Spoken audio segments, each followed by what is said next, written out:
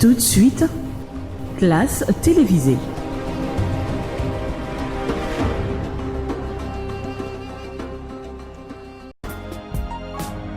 Utilisons la gamme Soumamous pour l'hygiène et la désinfection de nos maisons.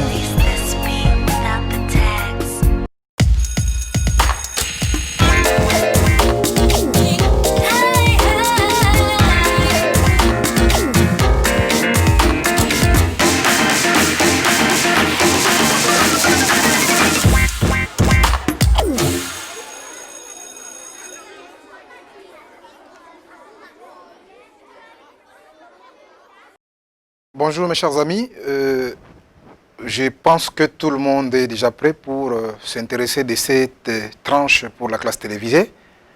Et aujourd'hui nous sommes là en tout cas pour le cours des circuits logiques orientés vers les finalistes de 6e année électronique, donc les finalistes en électronique industrielle et aussi les finalistes en radiotransmission ainsi que la commutation. Mais ceci n'empêche pas aussi que les finalistes électriciens puissent aussi prendre en considération ces cours que nous allons donner et surtout que ce sont des notions qui interviennent aussi dans leur domaine de l'électricité, voire même ceux qui font la mécanique également. Et donc aujourd'hui nous allons nous entretenir sur les cours des circuits logiques que vous avez déjà l'habitude, que vous avez déjà dans des classes inférieures. Et aujourd'hui nous allons prendre une notion qui va traiter sur les bascules bistables. Et donc nous avons déjà ces notions dans des classes inférieures, c'est-à-dire dans les niveaux 3e, 4e année, 5e année, et aujourd'hui, nous allons beaucoup plus entamer sur la partie qui concerne les finalistes, ou encore la partie qui concerne plutôt les bascules bistables. Donc ça, c'est une notion orientée vers les finalistes. Alors, c'est comme je disais que c'est une notion qui ne débute pas aujourd'hui, c'est une notion que vous connaissez déjà bien avant, et donc nous allons beaucoup plus calibrer notre enseignement ou notre cours d'aujourd'hui sur les bascules bistables.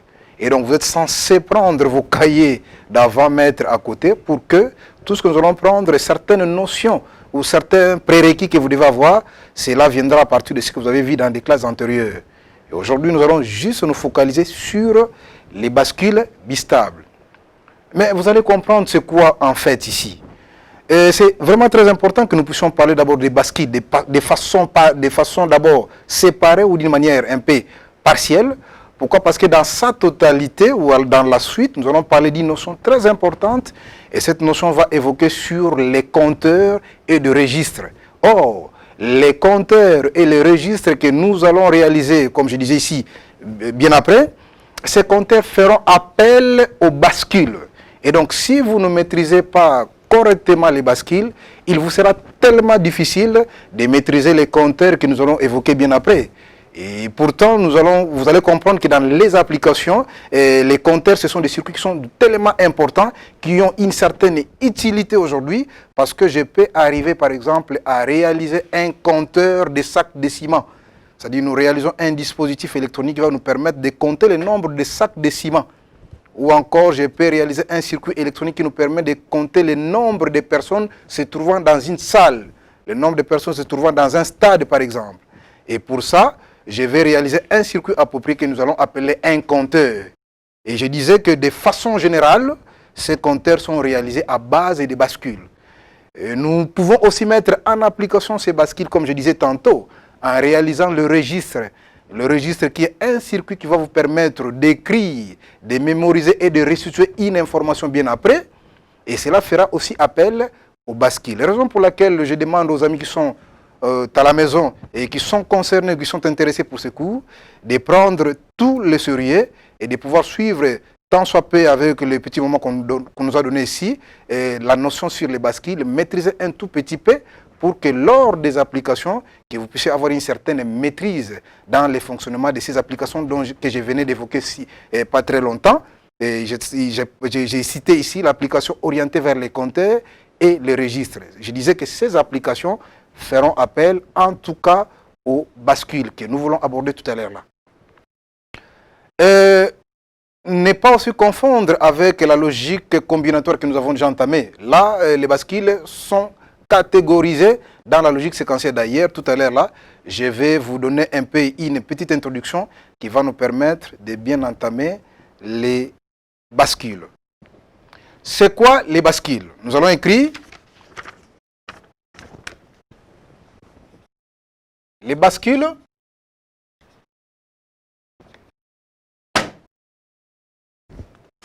bistables sont des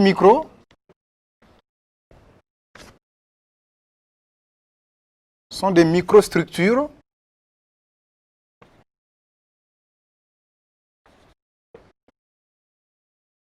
séquentielles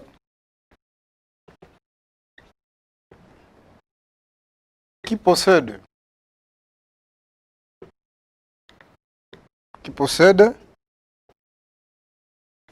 des états stables.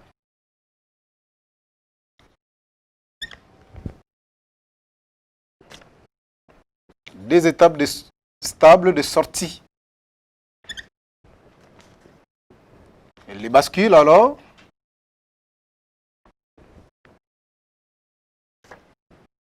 sont des circuits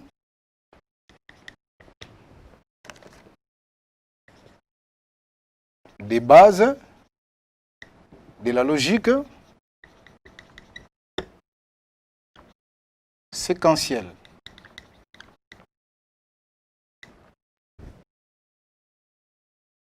De la logique séquentielle. Voilà. Je disais que nous allons traiter sur les bascules. Nous disons que les bascules bistables sont des microstructures. Qui possèdent des états stables de sortie. Et nous devons retenir une chose, que ces bascules font partie des éléments de base de la logique séquentielle. Et donc, vous avez un circuit ici, vous avez des entrées qui sont là, un circuit donné, un circuit, et là vous avez la sortie, et ici vous avez des entrées,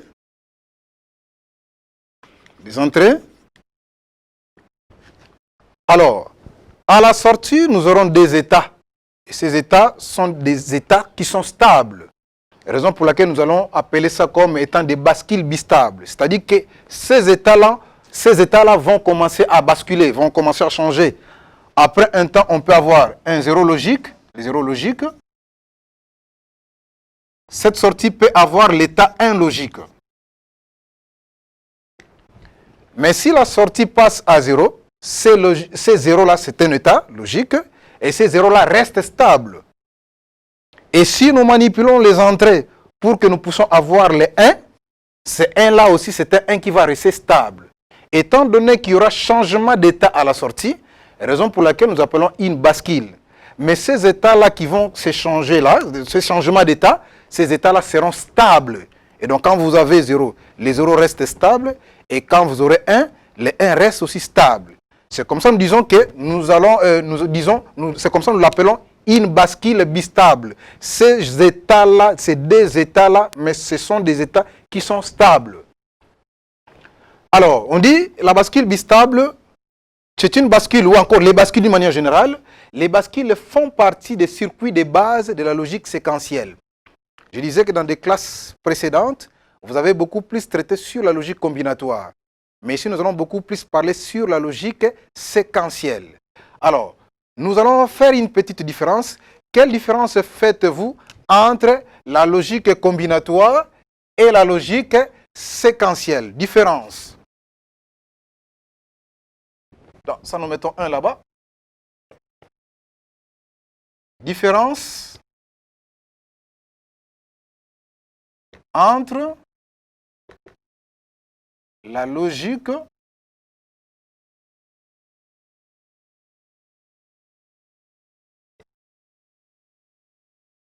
combinatoire que nous avons vu en 5e année, qui était à la base de votre cours de psychologique. Et ici, nous allons faire cette différence de la logique combinatoire et la logique séquentielle. La logique séquentielle.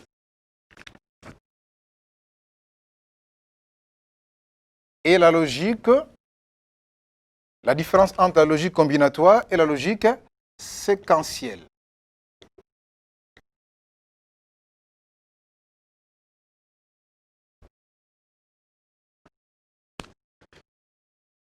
Alors,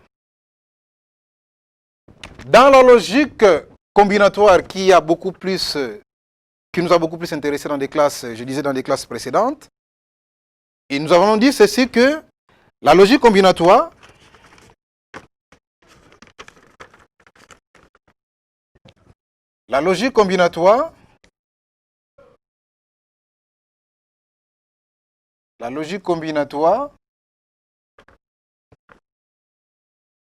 c'est une logique qui concerne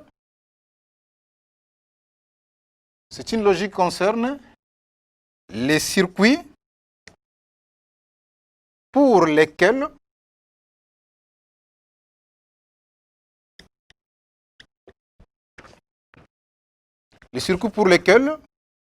l'état de sortie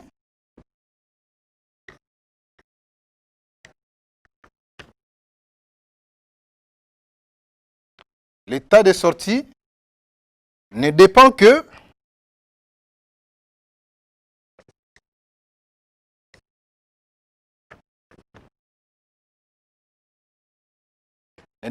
des états logiques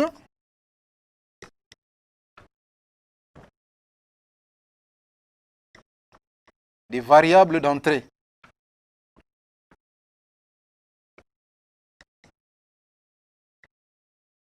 Voir la figure ci-dessous.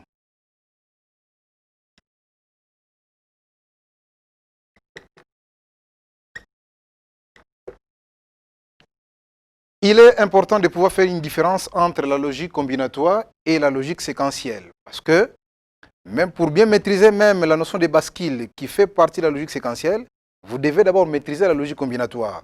Alors, quelle différence faites-vous entre la logique combinatoire et la logique séquentielle?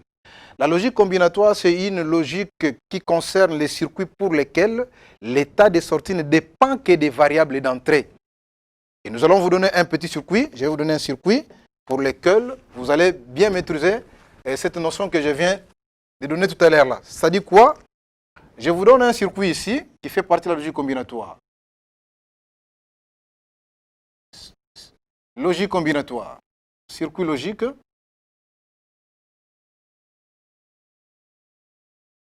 Combinatoire.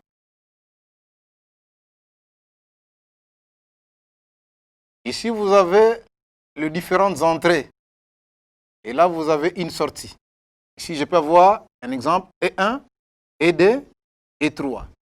Ces entrées, ce sont des variables. Ce sont des variables d'entrée. Chacune de ces entrées peut admettre deux états. C'est-à-dire que E1 peut avoir l'état 0, peut avoir le niveau 0, ou encore E1 peut admettre l'état logique 1. Et donc, ce sont des variables d'entrée. Vous avez trois variables d'entrée. La variable E1, l'entrée E1, E2 et puis E3. Et là, vous avez la sortie. Ce circuit, je disais, fait partie de la logique combinatoire. Et pourtant, nous venons de dire que un circuit logique combinatoire, c'est un circuit pour lequel l'état de sortie ne dépend que des variables des états d'entrée. C'est-à-dire qu'ici, la sortie sera en fonction de l'entrée E1, l'entrée E2 et puis l'entrée E3. Et là, je crois qu'on peut donner un exemple. Exemple d'un circuit logique qui fait partie de la logique combinatoire. Par exemple, la fonction NAND. La fonction NAND. Un exemple où vous avez par exemple une porte NAND qui est comme ça. Et voilà. Et là, vous avez l'entrée A, B, C. Et ça, c'est sa sortie. Vous avez dit que la sortie sera égale à quoi? La sortie va dépendre seulement de ces entrées. A fois B fois C, les tout bas. Vous allez comprendre que la sortie est en fonction des entrées. Et ces entrées, je disais qu'elles peuvent avoir ces deux états, soit l'entrée AP ou la variable A peut admettre la valeur 0 ou bien la valeur 1. Alors, la logique séquentielle. C'est quoi la logique séquentielle? La logique séquentielle,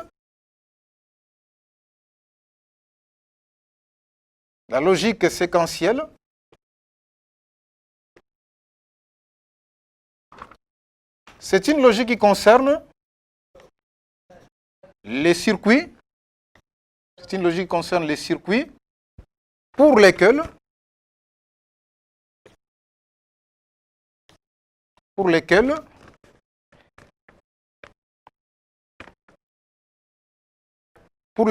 la sortie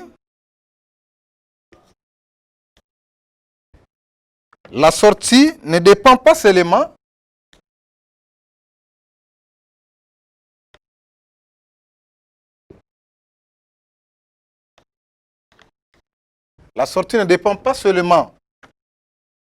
des états logiques,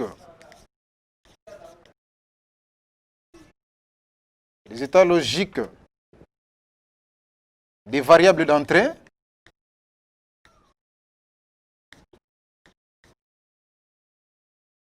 mais également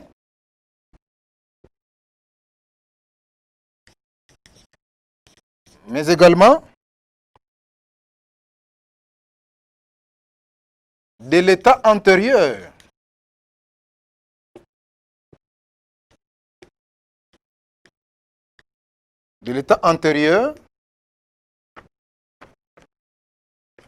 des sorties.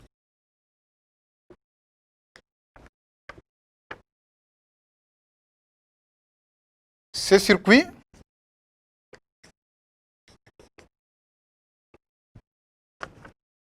sont dotés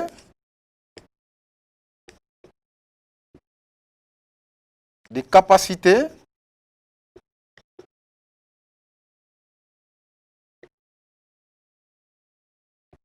de mémoriser.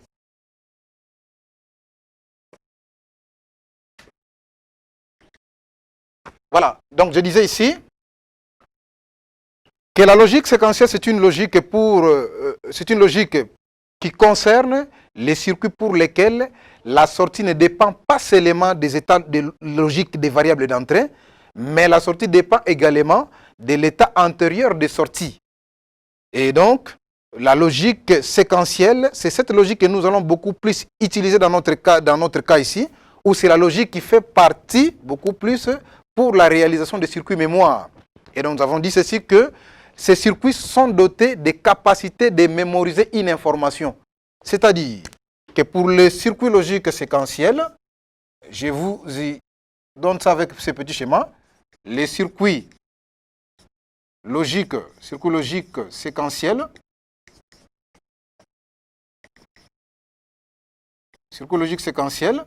vous avez ici, je peux prendre ici l'entrée E1, l'entrée E2, et là vous avez la sortie.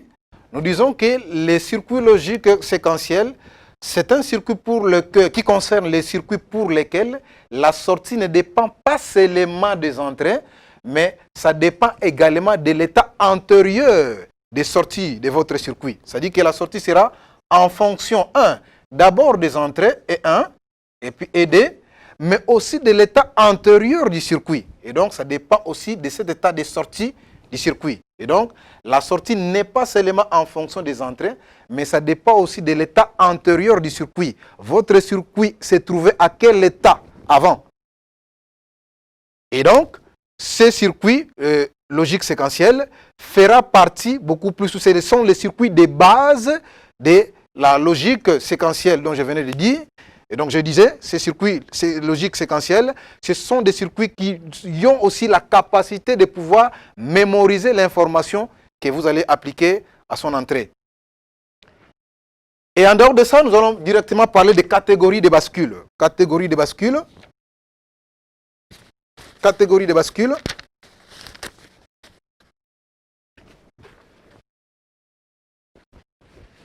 Catégories de bascules.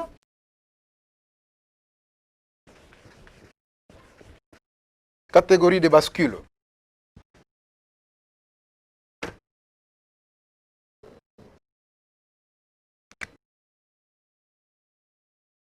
Un des catégories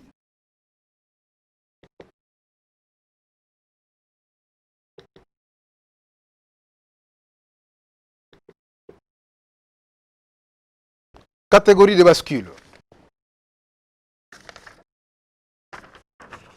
Alors, nous allons parler de plusieurs bascules, c'est-à-dire les bascules bistables. Nous allons détailler toutes ces sortes de bascules que nous connaissons en logique séquentielle. Mais ici, nous allons catégoriser toutes ces bascules-là en des groupes. Donc, quand nous allons évoluer de façon élargie dans cette notion, vous allez maintenant commencer à faire une certaine étude. Cette bascule est dans quel groupe, dans quelle catégorie? L'autre bascule est dans quelle catégorie? Mais nous disons ceci, que nous allons parler ici des catégories de bascules. Ces bascules sont catégorisées. Et nous allons dire ceci, il existe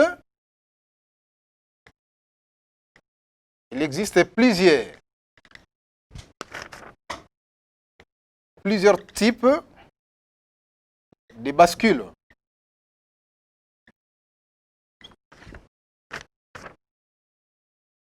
Plusieurs types de bascules bistables, parce que nous parlons de bascules bistables, dont nous pouvons classer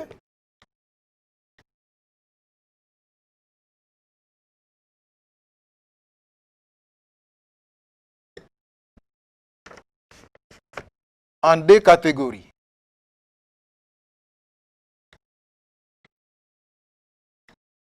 En deux catégories. Entre autres, nous allons d'abord parler des bascules.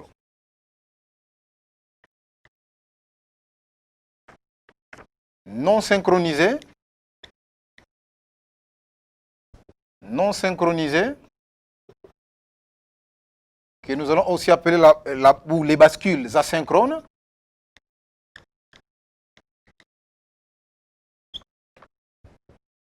Nous allons aussi parler des bascules synchronisées.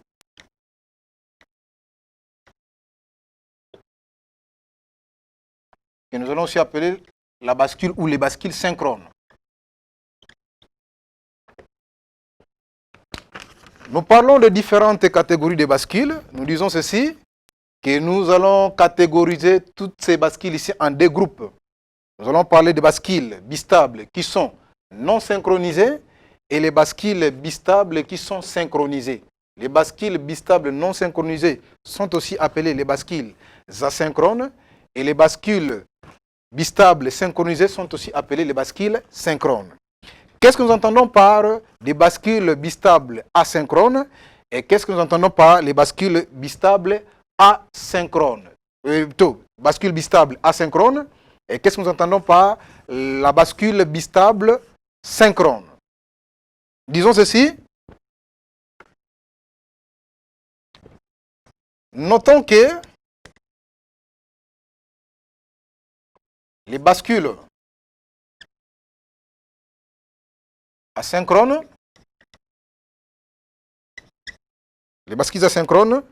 changent d'état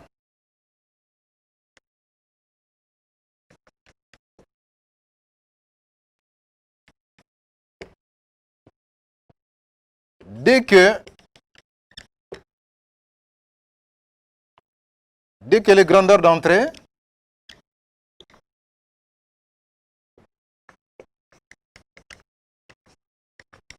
sont présentes.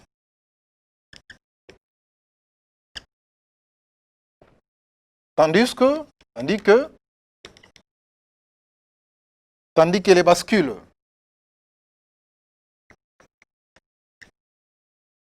synchrones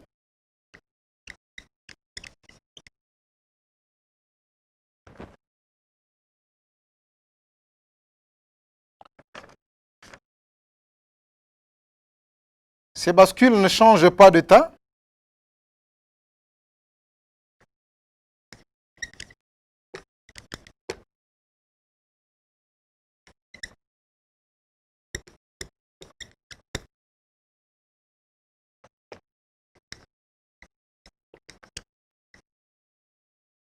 S'ils n'ont pas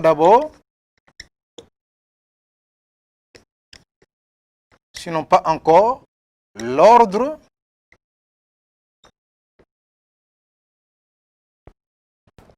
venant du circuit d'horloge.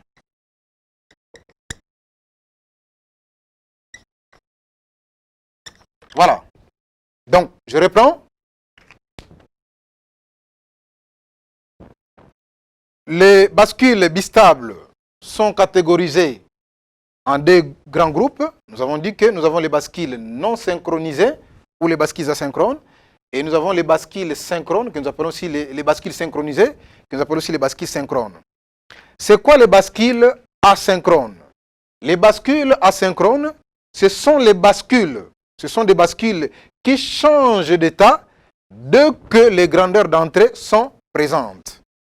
Mais, tandis que les bascules synchrones, ce sont des bascules qui ne changent pas directement l'état à la sortie. Même si les grandeurs d'entrée sont présentes, mais avant de changer l'état à la sortie, ils doivent d'abord attendre l'impulsion d'horloge ou l'ordre venant du circuit d'horloge. Et donc, si vous avez appliqué les grandeurs d'entrée et que la bascule doit normalement changer d'état, mais ici, ces changements d'état pour les bascules synchrones ne se feront pas encore, étant donné que vous n'avez pas encore appliqué une impulsion à l'entrée d'horloge. Donc, les bascules asynchrones, ce sont les bascules pour lesquelles le changement d'état s'opère à la sortie dès que les grandeurs d'entrée se présentent. Mais les bascules synchrones, ce sont des bascules qui changent d'état quand vous avez d'abord les signaux qui se présentent à leurs entrées, plus le signal d'ordre venant des circuits d'horloge. Donc, le signal qui doit être appliqué à une entrée que nous allons appeler l'entrée d'horloge. Alors,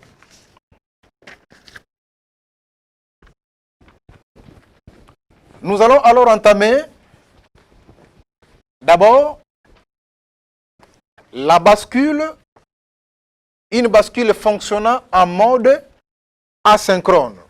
Et dans la suite, nous allons passer maintenant au type de bascule fonctionnant en mode synchrone. Mais nous allons toujours continuer avec les bascules qui fonctionnent en mode synchrone et asynchrone. D'abord, nous disons ceci.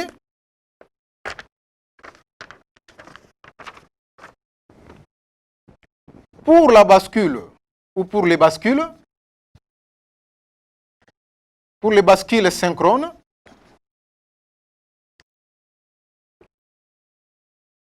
le signal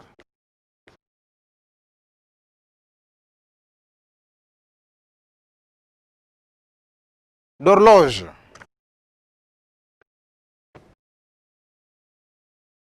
doit être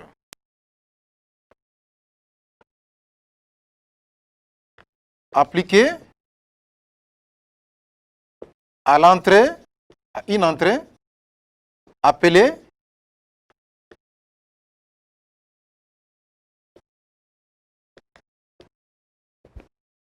l'entrée H ou encore CP H ou notez CP ou encore CK ou T ou encore T, T qui veut dire trigger. Voilà, donc la bascule qui fonctionne en mode synchrone, cette bascule doit disposer une entrée, et cette entrée, c'est par cette entrée-là que nous allons appliquer les signaux d'horloge, et ces signaux, c'est ce que nous appelons les signaux H, donc l'horloge, ou encore CP qui veut dire clock pills, ou encore l'entrée que nous allons appeler l'entrée T qui veut dire tout simplement trigger. Et donc, lorsque vous êtes en face d'une bascule, c'est simple pour que vous arriviez à comprendre que cette bascule fonctionne en mode synchrone ou en mode asynchrone. La bascule qui fonctionne en mode asynchrone, c'est une bascule qui n'a pas besoin d'une impulsion pour son fonctionnement. Mais la bascule qui fonctionne en mode synchrone, la bascule synchronisée, c'est une bascule qui nécessite d'abord un signal à l'entrée d'horloge. Ce qui veut dire quoi? Visiblement, vous allez même constater que une bascule qui fonctionne en mode synchrone ou en mode une bascule synchronisée doit disposer au moins une entrée d'horloge ou encore l'entrée T que nous appelons l'entrée trigger. Alors, parmi ces bascules, nous allons vous donner encore une certaine notion très importante. Toujours pour ces bascules ici, donc pour tout ce qui est bascule synchrone, les bascules synchronisées, je vous représente ici,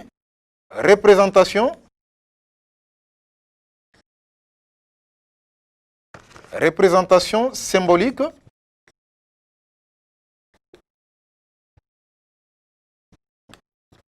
des bascules synchrones.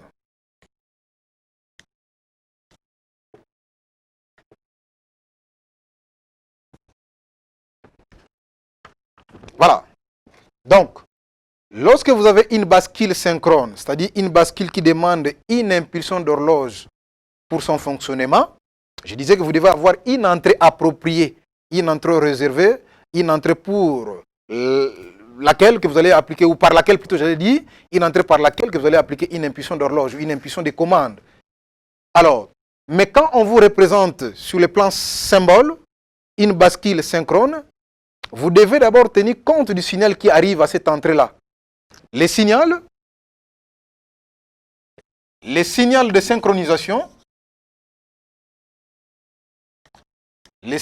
synchronisation,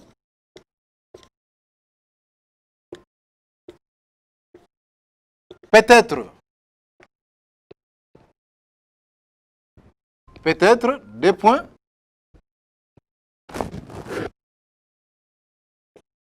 à niveau, ou encore le signal peut être à front.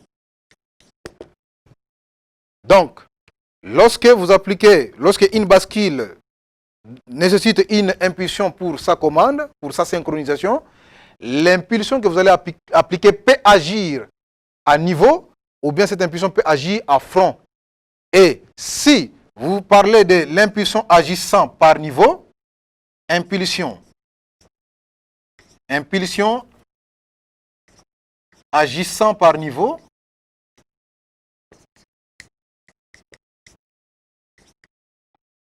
et de l'autre côté, nous allons parler de l'impulsion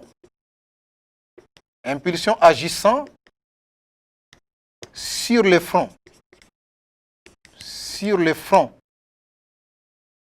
Alors, pour l'impulsion agissant sur les fronts, cette impulsion peut être,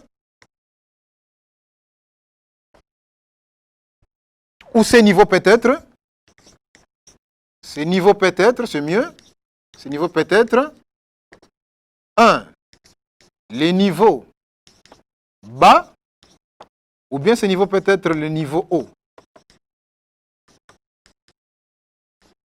Donc, lorsque vous avez une bascule synchrone qui demande d'abord une impulsion avant son fonctionnement, et que si cette impulsion doit agir par niveau, ça peut être que c'est le niveau haut, ou bien ça peut être que c'est le niveau bas. Et là, du point de vue représentation, je peux vous représenter une impulsion agissant par niveau. Une impulsion agissant par niveau, voilà. Et la partie ici d'en bas, c'est ça ce que nous allons appeler le niveau logique 0, le niveau haut et bas. Et la partie là, ici, en haut, c'est le niveau haut 1.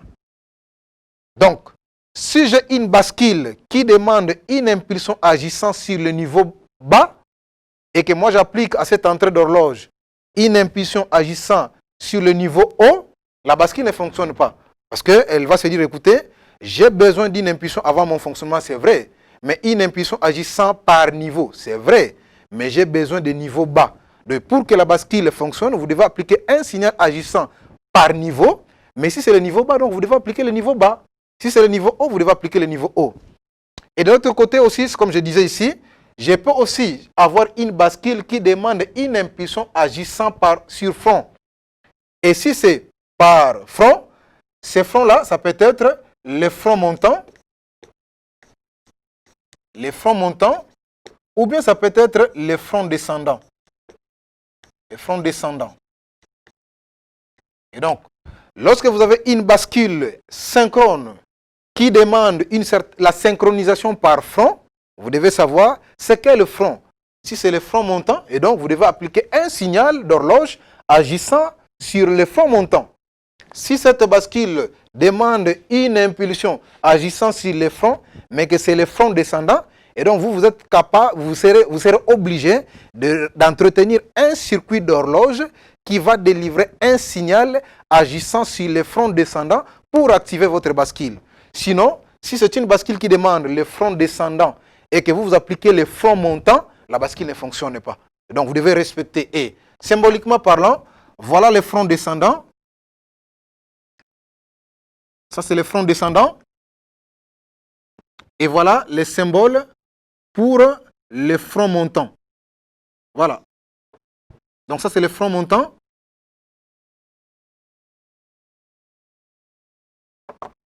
Et ça, c'est le front descendant.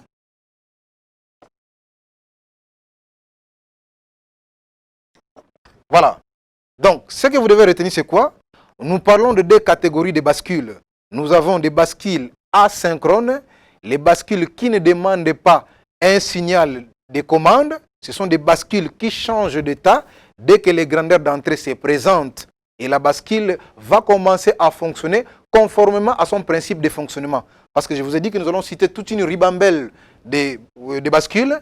Et chacune des bascules peut se classer soit du côté bascule asynchrone, soit la bascule peut être du côté bascule synchronisée ou des bascules synchrones. Mais je disais que pour les bascules asynchrones, ce sont des bascules qui changent d'état dès que les grandeurs d'entrée se présentent. Mais les bascules synchrones, donc les bascules synchrones, les bascules synchronisées, ce sont des bascules qui changent d'état bien que les grandeurs d'entrée se présentent, mais en attendant le signal venant d'horloge, en attendant l'ordre venant de l'horloge. Et cet ordre-là, ce signal d'horloge, peut agir sur niveau ou bien ça peut agir sur front. Et si ça agit sur niveau, ça peut être que c'est le niveau haut ou bien ça peut être que c'est le niveau bas. Si ce signal d'horloge agit sur le front, ça peut être le front descendant ou c'est le front montant. Et donc, lorsque j'ai une bascule synchrone qui demande une impulsion d'horloge avant son fonctionnement, vous devez vous rendre compte, il a besoin de quel type d'impulsion. C'est une impulsion agissant sur niveau? Oui. Si c'est par niveau, vous devez aussi connaître c'est quel niveau. C'est le niveau bas ou c'est le niveau haut. Si j'ai une bascule qui demande une impulsion d'horloge agissant par niveau haut, mais moi j'applique le niveau bas, la bascule ne fonctionne pas. Elle va garder un état que nous allons évoquer pas très longtemps. Si la bascule demande un signal, si la bascule synchrone demande un signal d'horloge agissant par ou encore sur le front, et que vous appliquez un signal et les fronts, et que ça demande de noter ça CP qui veut dire clock pills, cette entrée d'horloge peut être notée aussi T pour dire trigger, donc le déclencheur. Alors pour le front montant, voilà comment on va symboliser. Ça c'est une bascule à front montant. Front montant. Et là, vous pouvez aussi avoir une entrée d'horloge. Cette fois-là maintenant, on met ceci avec une ronde là-bas, ou un rond. On dit que c'est l'entrée H, l'entrée d'horloge. Quand il y a un rond là-bas, vous dites que ça c'est une bascule synchronisée par front. Mais quand il y a une inversion qui est là, donc ça c'est les fronts descendants. Front descendant. Voilà.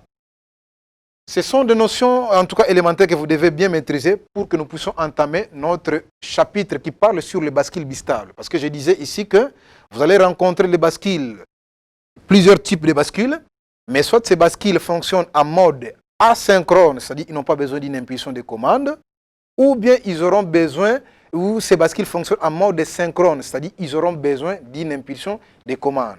Mais cette impulsion, ça peut être une impulsion agissant sur les niveaux, ou bien cette impulsion peut être une impulsion agissant sur le front.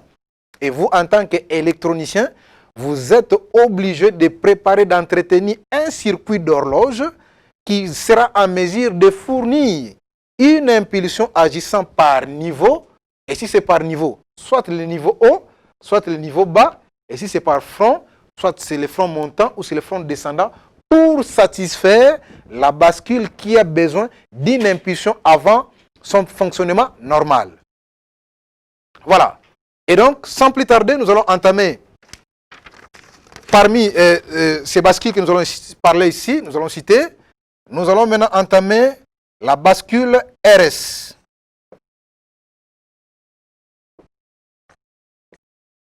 La bascule RS. Voilà.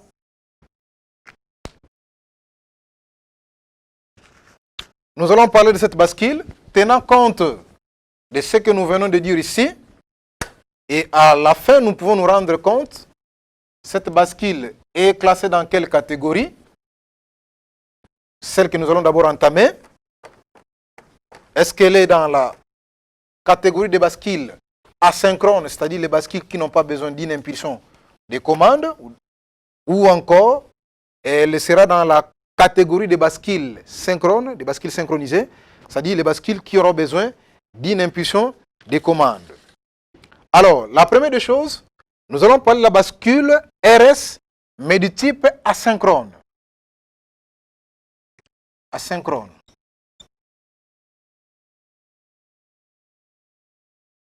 Nous allons écrire cette bascule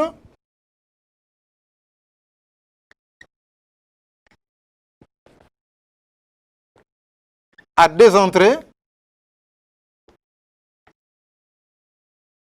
S et R qui signifie tout simplement, ces entrées signifient des points. S veut dire 7. 7 qui veut dire la mise à 1 ou positionner à 1. Et R qui veut dire seulement reset, qui veut dire remise à 0.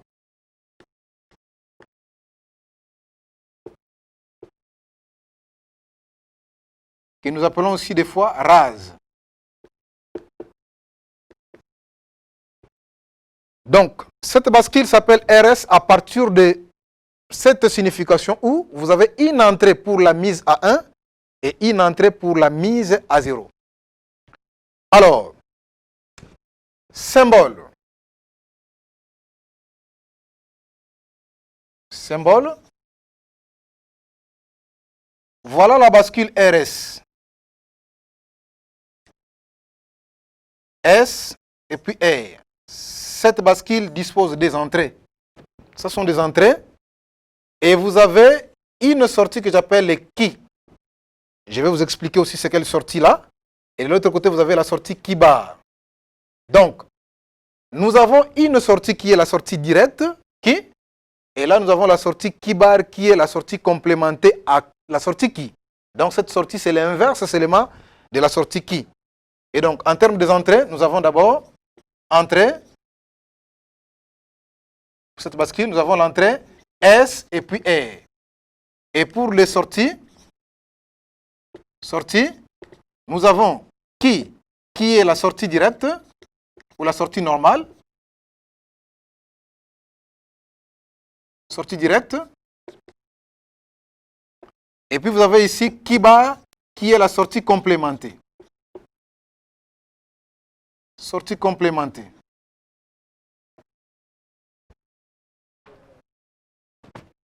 B, principe de fonctionnement de la bascule. Comment cette bascule ici fonctionne? Principe de fonctionnement de la bascule RS.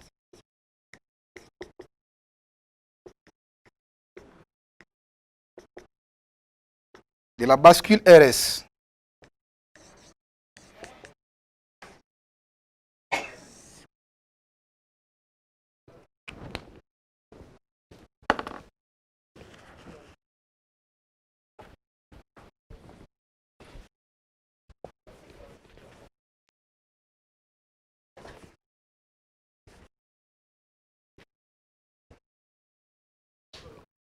Nous allons dire ceci, que la bascule RS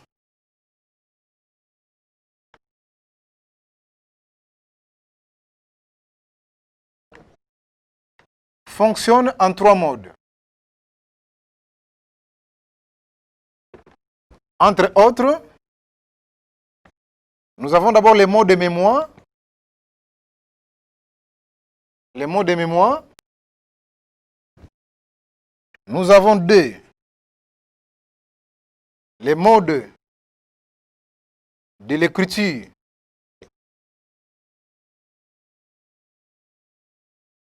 de l'écriture d'un 1.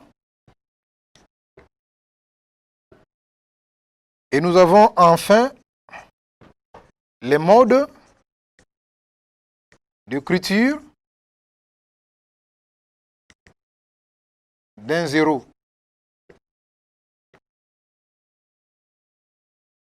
Étant donné que nous avons ces deux entrées, S et puis R, mais quand est-ce que nous allons parler des mots de mémoire?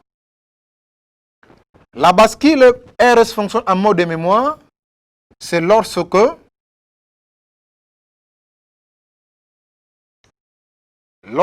S est égal à 0 et R est égal à 0.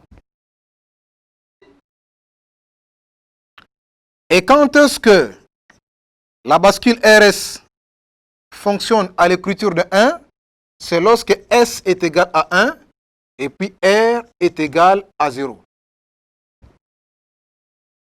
Et quand est-ce que la bascule fonctionne en mode d'écriture d'un 0? C'est lorsque S est égal à 0 et puis R est égal à 1. En fait, ceci veut dire quoi, mes chers amis? Ici, nous avons un circuit. Suivez.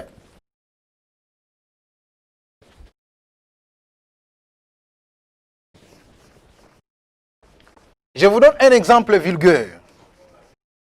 Vous avez une structure ou un dispositif qui vous permet, par exemple, de commander une lampe. Et ici, vous avez un bouton. Et l'autre, là encore, vous avez un autre bouton poussoir. C'est un exemple que je vous donne juste pour comprendre. Et ici, vous avez votre boîtier qui peut être ici, pour le cas, une bascule RS. Une bascule RS. Nous avons dit que l'entrée S, c'est l'entrée de la mise à 1. Mise à 1. Et donc, si vous voulez mettre votre 1, votre sortie à 1, et là, vous êtes obligé de manipuler sur le bouton S. Parce que c'est cette entrée-ci qui vous permet de mettre la sortie à 1. Mise à 1. Mais si vous voulez que la sortie passe à 0, parce qu'il s'agit d'une bascule, on doit changer des états. Pour que la sortie passe à 0, vous devez maintenant, cette fois-là, manipuler sur le bouton R. Parce que nous avons dit que le bouton R ou l'entrée R, c'est l'entrée de la remise à 0. Et donc, pour ce cas ici, si S est égal à 0, R est égal à 0, et donc vous n'avez rien fait sur les deux boutons, là la bascule garde son état mémoire, donc l'état ancien. Mais si vous avez manipulé sur les boutons S et que vous n'avez pas manipulé sur le bouton R, là la sortie sera à l'écriture 1. Et lorsque vous manipulez sur le bouton R, donc R est égal à 1, mais vous ne manipulez pas sur S, là vous avez appuyé sur le bouton R. Or R c'est la remise à 0. Et là donc la sortie est égale à 0. Voilà mes chers amis, pour le peu de temps que nous avons introduit cette partie sur les bascules. La fois prochaine, nous allons continuer sur la suite de cette bascule RS. Mais vous devez tout simplement retenir que nous venons de parler sur les bascules bistables, des bascules qui disposent des états de sortie. Mais ces états sont stables. C'est pourquoi nous parlons de bascules bistables. Et ces bascules bistables font partie des circuits de base de la logique séquentielle. Et c'est ici que nous avons donné établi une différence entre la logique combinatoire et la logique séquentielle. Et parmi les bascules bistables, nous venons d'entamer une bascule RS, mais qui cette fois-là va fonctionner en mode asynchrone, donc c'est-à-dire le mode qui n'a pas besoin, une bascule qui n'aura pas besoin d'une impulsion de commande. Et nous avons dit que cette bascule RS dispose des entrées, l'entrée R et puis l'entrée S, l'entrée R et puis l'entrée S. Et vous avez deux sorties. La sortie, vous avez deux sorties. Vous avez la sortie qui et la sortie qui bat. La sortie qui est complémentaire à la sortie qui bat. Et nous avons dit que cette bascule RS fonctionne en trois modes, à savoir les modes de mémoire, les modes d'écriture de 1 et les modes d'écriture de 0 et les modes de mémoire. C'est-à-dire que lorsque vous avez S qui est égal à 1, à 0, R est égal à 0, là, la bascule fonctionne en mode de mémoire. Nous allons expliquer ça la fois prochaine. Et lorsque S est égal à 1, R est égal à 0, là, vous parlez du mode de fonctionnement d'une écriture 1. Et lorsque S est égal à 0 et R est égal à 1, là vous parlez de mode d'écriture d'un 0. Et à la longue ou dans la suite, nous allons maintenant détailler la structure interne de cette bascule que nous appelons ici la bascule RS. Voilà pour aujourd'hui, mes chers amis, nous sommes à la fin.